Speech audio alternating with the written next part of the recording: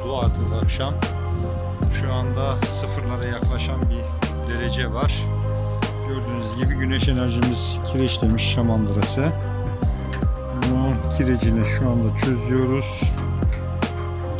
Hiçbir şey kalmıyor. Şamandıra topu sağlam, mekanizma sağlam.